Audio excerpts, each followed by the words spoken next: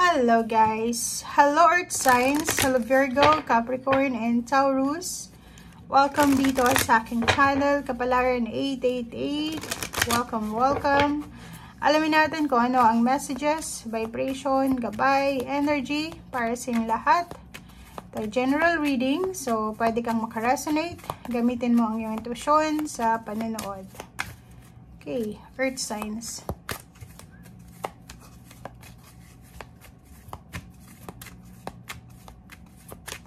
Earth signs, Virgo, Capricorn, and Taurus.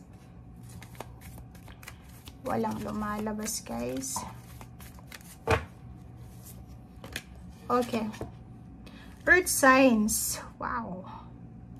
Meron ka ditong posibleng sa araw na ito ay magte-travel ka siguro. Nakapack ka na ng iyong mga gamit. So, may bakasyon kayong pupuntahan. So, pwedeng kung makikita mo to, ang barahang change na to ay may iba na lilipat ng bahay. So, today is the day na ikaw ay magre-relocate, lilipat ka ng bahay, uuwi ka, magbabakasyon, parang gano'n. Kasi itong number 9 na to is parang gusto mo nang matapos yung mga bagay-bagay na nagbibigay sa'yo ng lungkot. So, kung makikita mo to, tapos may community dito, may homecoming. So, ikaw ba ay OFW? Ikaw ba ay nakatira sa malayong lugar? Uuwi ka doon sa pamilya mo? Or pwedeng today is the manifestation day. Matagal mo tong hinintay, matagal mong pinangarap, and eto na, dumating na yung time na magta-travel ka na. So, nakapack na lahat ng gamit, lahat ng documents, lahat ng kailangan, kasi hinihintay ka na ng pamilya mo. Parang ganun. Okay.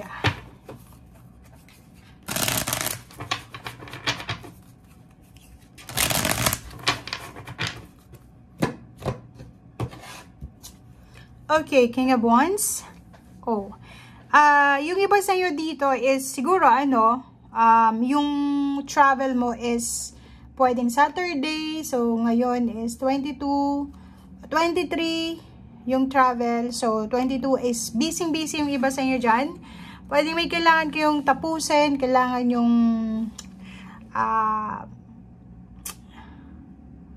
tapusin siya para matapos na siya bago ka mag-travel, bago ka magbakasyon, bago ka mag-celebrate.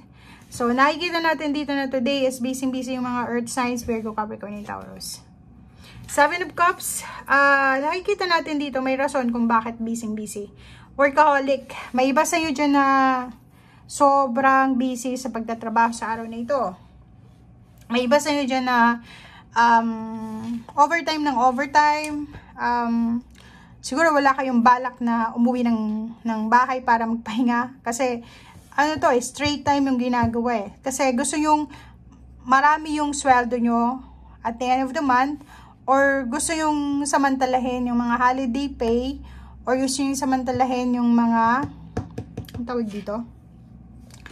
Yun, holiday double pay. Parang ganun. Kasi gusto yung kumita ng malaki. King of Cups.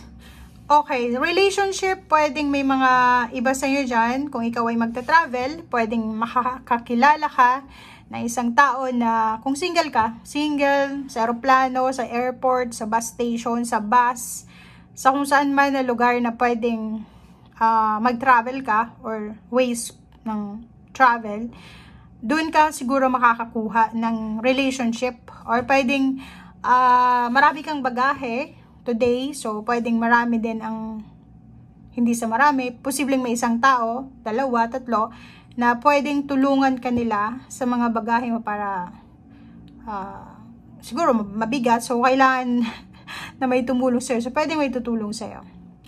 And, today din, nakikita natin na isang tao, isang water sign, Pisces, Scorpion, Cancer, ang pwedeng maging source of calm, harmony, and balance mo. So, isang water sign, Pisces, Scorpion, Cancer, is either relationship mo siya, family, friends, or kung sino man siyang acquaintance, na pwedeng, dahil sa kanya, magiging maayos yung emotion mo. Mas, parang medyo malilesen yung sadness mo or medyo makakatulong siya sa kung ano man tong pinagdadaanan mo. Okay, Death card, Awakening, may butterfly dito, meron ditong caterpillar. So, sinasabi ng baraha sa'yo dito na earth signs, maraming pagbabagong magaganap sa buhay mo simula sa araw na ito. Yun na nga yung una dito, pwedeng aalis ka. Tatapusin mo na yung contract mo, tatapusin mo na yung stay mo dyan sa lugar na yan, lilipat ka sa iba. New beginnings kasi siya, ending sa new beginning. So, may tatapusin ka, it's either relationship, it's either contract sa work, it's either travel, it's either kung ano man tong tatapusin mo para makapagsimula ka ng bago. Oh, 'di ba? So, kung makikita mo to, it's a confirmation siya na ending sa new beginning siya. 'Di ba? Tingnan nyo. Nandito yung Death card, nandito yung the World card. So, kung makikita mo to, sinasabi ng baraha sa'yo dito, tingnan mo. Sinasabi ng baraha dito na etong death is kailangan mong tapusin para makapagsimula ka. So, may posible ditong relationship, may relationship na matatapos, may trabahong matatapos dahil may sisimulan kang bagong trabaho. Diba? Parang ganun.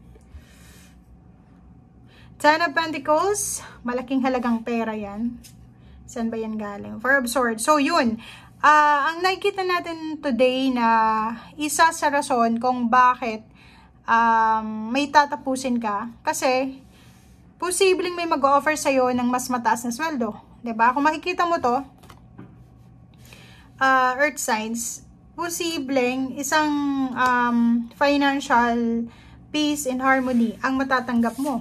Di ba parang, halimbawa may trabaho ka ngayon, so syempre, kung may mag-offer sa'yo ng mas mataas, siguro mas gugustuhin mo na lumipat na lang doon sa mataas yung sweldo. Parang gano'n. So, kung makikita mo dito, may tatapusin, may magtatapos, may magsisimula na pwedeng magdala sa'yo ng financial peace kasi to, financial peace and harmony. Yung parang, kung ano man itong sisimulan mo sa ngayon, kung ano man itong tatapusin mo sa ngayon, ito yung magdadala sa'yo ng parang achievement sa iyong financial.